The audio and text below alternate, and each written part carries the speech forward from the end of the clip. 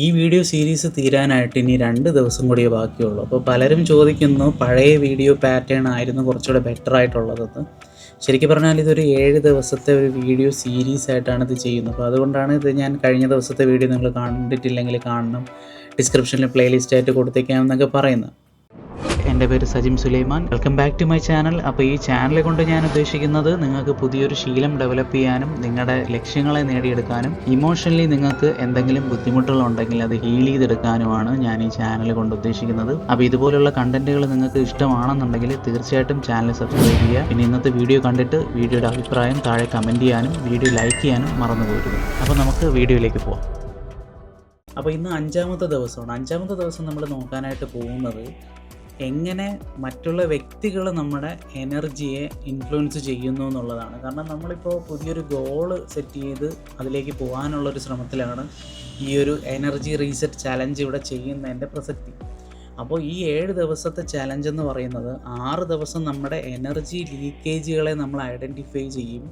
7ാമത്തെ ദിവസം പുതിയൊരു റൂട്ടീൻ നമ്മൾ ഡെവലപ്പ് ചെയ്തെടുക്കുന്നതാണ് ഈ ചലഞ്ചിൻ്റെ ഒരു അടിസ്ഥാനം എന്ന് പറയുന്നത്.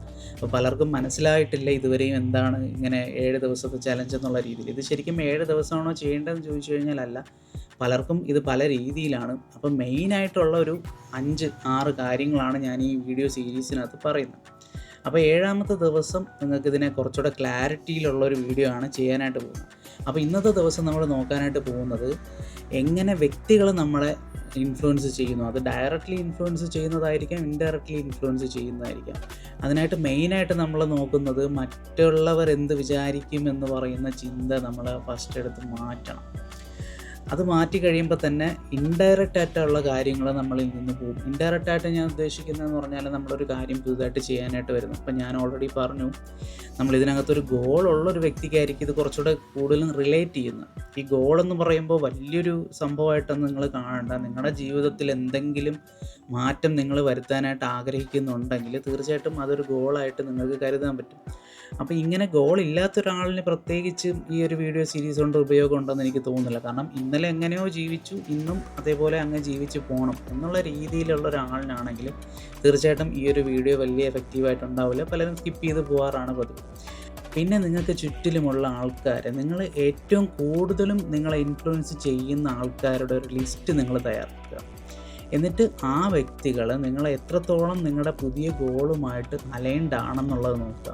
ഈ അലൈൻമെൻ്റ് എന്ന് ഞാൻ ഉദ്ദേശിക്കുന്നതെന്ന് പറഞ്ഞാൽ അവരെ അലൈൻമെൻ്റ് അല്ലാത്ത, അല്ലെങ്കിൽ ആ ഗോളുമായിട്ട് ഒരു കാര്യവും നിങ്ങളുമായിട്ട് ഷെയർ ചെയ്യാത്ത ആൾക്കാരോ അല്ലെങ്കിൽ നിങ്ങൾക്ക് ഷെയർ ചെയ്യാൻ പറ്റാത്ത ആൾക്കാരോ ഒക്കെ ആണെന്നുണ്ടെങ്കിൽ അവരെ മൊത്തത്തിൽ ഒഴിവാക്കണമെന്നല്ല ഞാൻ ഉദ്ദേശിക്കുന്നത്. പകരം നിങ്ങൾ അവരുമായിട്ടുള്ള ആ ഒരു ഇൻഫ്ലുവൻസ് കുറയ്ക്കും. 2ാമത്തെ കാര്യം എന്തെന്ന് വെച്ച് കഴിഞ്ഞാൽ നിങ്ങളുടെ ഈ ഗോള് അവരുമായിട്ട് ഷെയർ ചെയ്യാതിരിക്കുക എന്നുള്ളതാണ്. ഇത് കേൾക്കുമ്പോൾ സിമ്പിളായിട്ടൊക്കെ തോന്നും, പക്ഷേ ഇത് പലരും ഒരു ലിമിറ്റേഷൻ വിട്ട് പലരിടത്തും പറഞ്ഞിട്ട് ആ ഗോള് പിന്നെ നടക്കാൻ പറ്റാത്ത അല്ലെങ്കിൽ ഒരിക്കലും നടക്കാത്തൊരു കാര്യമായിട്ട് മാറുക തന്നെ ചെയ്യും. കാരണം നമ്മൾ ഈ ഒരു പ്രശ്നം പലരും മനസ്സിലാക്കില്ല.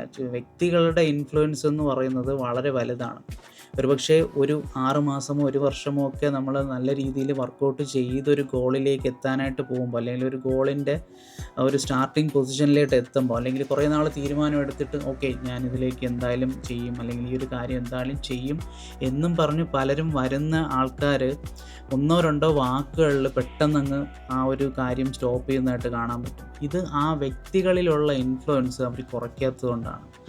അപ്പോൾ ഇത് നിങ്ങൾ ഇന്ന് പ്രാക്ടീസ് ചെയ്യുക. അതായത് നിങ്ങളുടെ ഒരു പേപ്പറും പേനയോ ബുക്കോ എന്താണെന്ന് വെച്ചാൽ നിങ്ങൾ ഈ സീരീസ് ചെയ്യുന്ന ആ ഒരു നോട്ട്ബുക്ക് എടുത്ത് വെച്ചിട്ട് അതിനകത്ത് നോട്ട് ചെയ്യുക. നിങ്ങളെ ഡയറക്റ്റ് ഇൻഫ്ലുവൻസ് ചെയ്യുന്ന ഫ്രണ്ട്സ് ആവാം, റിലേറ്റീവ്സ് ആവാം, ഫാമിലി മെമ്പേഴ്സ് ആരും തന്നെ ആവാം.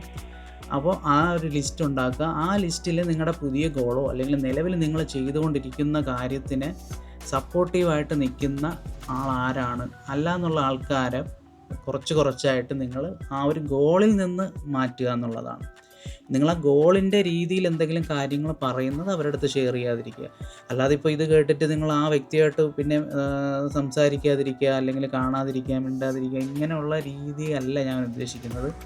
ഈ ഗോളുമായിട്ട് അലൈൻ ചെയ്ത് പോകുന്ന ആ ഒരു പ്രോസസ്സിൽ നിങ്ങൾ അവരുടെ ആ ഒരു ഇൻഫ്ലുവൻസിനെ കുറച്ച് കൊണ്ടുവരികയാണ് ചെയ്യേണ്ടത്. അപ്പോൾ ഇത് മനസ്സിലായി എന്ന് വിചാരിക്കുന്നു. ഇതൊക്കെ നിങ്ങൾ മനസ്സിലാക്കി തന്നെ ലൈഫിൽ മുന്നോട്ട് പോവുക. ഇല്ലാന്നുണ്ടെങ്കിൽ നിങ്ങൾ വെറുതെ വീഡിയോ കണ്ടു പോകുന്നത് പോലെയാണ് തോന്നുന്നത്. അഥവാ നിങ്ങൾക്ക് എന്തെങ്കിലും ഡൗട്ട്സ് ഉണ്ടെങ്കിൽ താഴെ കമൻറ്റിൽ ചോദിക്കാവുന്നതാണ്, ഞാനതിന് റിപ്ലൈ തരാം. അപ്പോൾ ഡേ 6 കണ്ടുമുട്ടാം. അതുവരേക്കും ഗുഡ് ബൈ.